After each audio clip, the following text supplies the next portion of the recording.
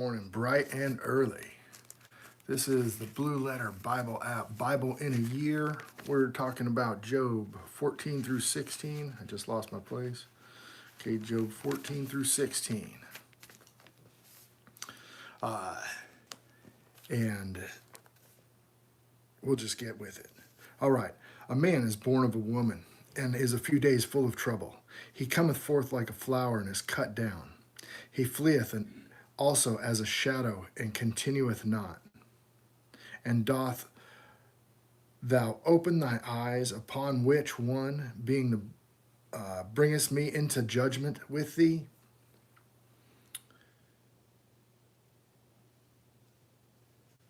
And doth open thy eyes upon such as one, and bringest me into judgment with thee. Who can bring a clean thing out of unclean? Not one. Seeing his days are determined, and the number of his months are with thee. Thou hast appointed his bounds that he cannot pass.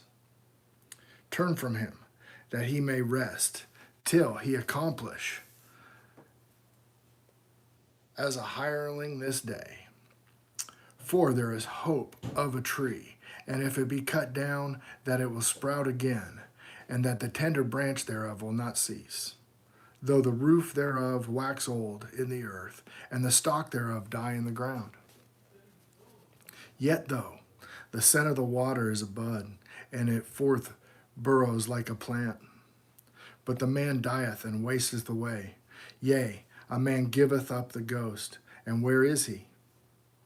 As the waters fall from the sea, and the flood decayeth and drieth up, so a man lieth down and riseth not, till the heavens be no more, that they shall not be awake, or one be raised out of their sleep.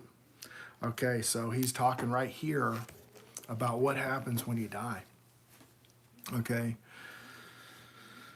But a man dieth and wasteth away. Yes, a man give up the ghost. Where is he? The waters fail from the sea, and the floods decayeth and drieth up. So a man lieth down and riseth not, till the heavens be no more.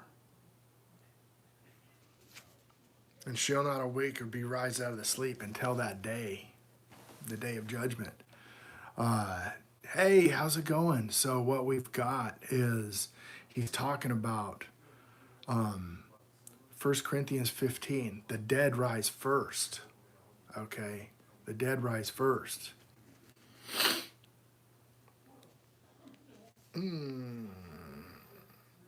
Oh, thou wouldest hide me in the grave, and that thou would keepest me secret until thy wrath be past, and then wouldest appoint me a set time and remember me. So then he's asking to be remembered on that day of judgment. Okay? So this is a pretty good chapter here. For now thou numberest my steps, dost thou now watch over my sin? Yeah, I'm in a different room. We have house guests, and my normal studio. There's a day bed next to that, and they're staying there. Okay. So and I'm in Job 14, and I'm on verse 16. For thou numberest my steps, dost thou watch over my sin? My transgression is sealed up in a bag, and thou sowest mine iniquity. And surely the mountains falling to cometh to naught, and the rock is removed out of his place. Hey, Lily, how are you? And the waters, where stones thou washest away the things which grow out of the dust and out of the earth, and thou destroyest the hope of man. Thou prevailest forever against him, and he passeth through. Thou changest his countenance and send him away. His sons come to honor, and he knoweth it not, and they are brought low, but he perceived it not of them. But his flesh upon him shall have pain, and his soul within him shall mourn. Then answered Eliphaz the Temanite, and said, Should a wise man utter vain knowledge, and fill his belly with the east wind? Should he reason with unprofitable talk, or with speeches wherewith he can do no good? Yea, thou castest off fear and restraineth prayer before God. For thy mouth uttereth thine iniquity, and thou choosest thy tongue of the crafty. Thine own mouth condemneth thee, and not thine own lips testify against thee.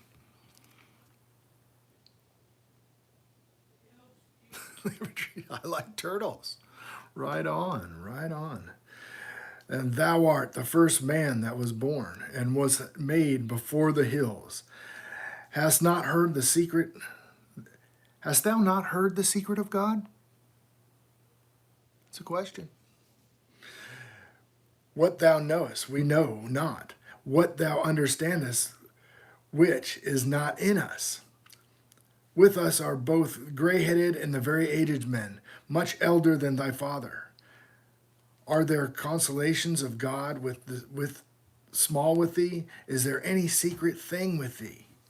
Why doth thy heart carry thee away, and why do the eyes wink at?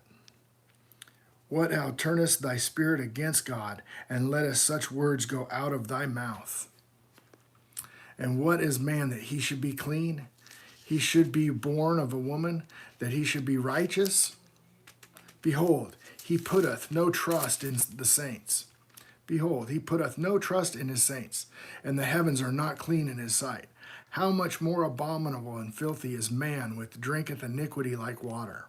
I will show thee, hear me, and which I have seen I will declare, which wise men have told from their fathers, and not hid it. Unto whom alone was the earth given, no stranger passed among them. The wicked man travelleth with pain in all his days, and the number of years is hidden to the oppressor. This is verse 21. Verse 21. A dreadful sound in his ears. This chapter 15, verse 21. A dreadful sound is in his ears. In prosperity the destroyer shall come upon him.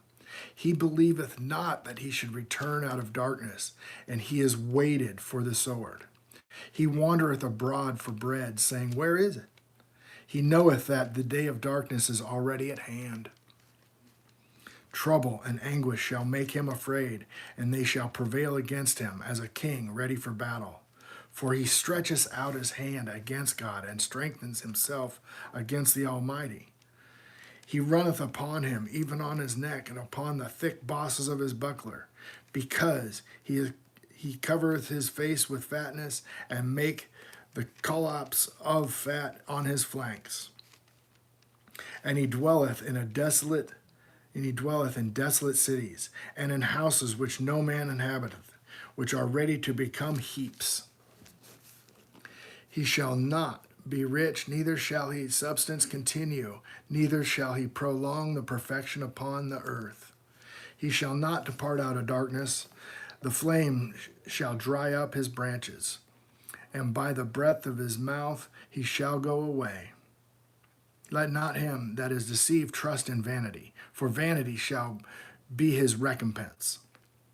It shall be accomplished before his time, and his branch shall not be green. That means it's not full of the water. So there, the water, remember from a couple verses ago, or a couple chapters ago, his doctrine distills like the rain. Okay, his doctrine distills like the rain. He shall shake off the unripe grape as the vine, and shall cast off his flower, the olive. And his congregation of hypocrites shall be desolate. For the congregation of hypocrites shall be desolate, and fire shall consume the tabernacles of bribery. Wow, wow, wow, wow. They conceive mischief and bring forth vanity, and their belly is prepareth deceit. Holy smokes. So, like, it's his friends have this wisdom, but the application of it is so bad. Then Job answered and said, I have heard many such things. Miserable comforters are ye all. Totally. They're busting his chops. They don't even know anything. That's the importance of righteous judgment. Okay? He says right out the gate,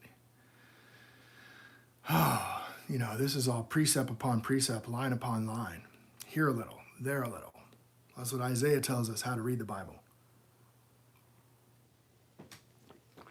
And then this reading here is chock full of idioms, chock full of little phrases that are used all the way through the Bible, these things. Oh, there you go. There you go. Totally obliterate all sinful things. There you go. People have to be able to define sin, right? Yeah, 1 John 3, verse 4. Okay. Miserable comforters are ye all. Shall vain words have an end, or shall that emboldeneth thee that thou answereth? I also could speak as ye do. If your soul was in my soul's stead, I could heap up words against you and shake my head at you. But I would strengthen you with my mouth, moving my lips. Should a message assuage your grief? Though I speak, my grief is not assuaged. And though I forbear, what am I eased? But now he hath made me weary, and thou hast made me desolate in all my company, and thou hast filled me with wrinkles which are a witness against me. And my leanness rising up in me beareth witness in my face. He teareth me in his wrath, who hateth me, and he gnasheth upon me with his teeth. And my enemy sharpen his eyes upon me. They have gaped upon me with their mouth. They have smitten me upon the cheek reproachfully. They have gathered themselves together against me. God hath delivered me to the ungodly and turned me over in the hands of the wicked. I was at ease, but he hath broken me asunder. He hath also taken me by the neck and shaken me to pieces and set me up for his mark. His archers compass me around about, and he cleaveth my reins asunder, and doth not spare. He poureth out my gale upon the ground. He breaketh me with the breach upon the breach. He runneth upon me like a giant. I have sown sackcloth upon my skin, and defiled my horn in the dust. My face is afoul with weeping, and my eyelids is the shadow of death. Not for any injustice in my hands, my prayer is pure. Right on. O earth, cover not thou my blood. Let me cry and have no place. Also now, behold, my witness is in heaven, and my record is on high. My friends scorn me, but my eyes poureth out my tears upon God. Oh, that one might plead for man with God, and he pleadeth for his neighbor. When a few years are come, then I shall go the way hence. I shall not return. So that is Job 14 through 16. And really in verse 14 is the gems in this one, where he talks about God remembering him.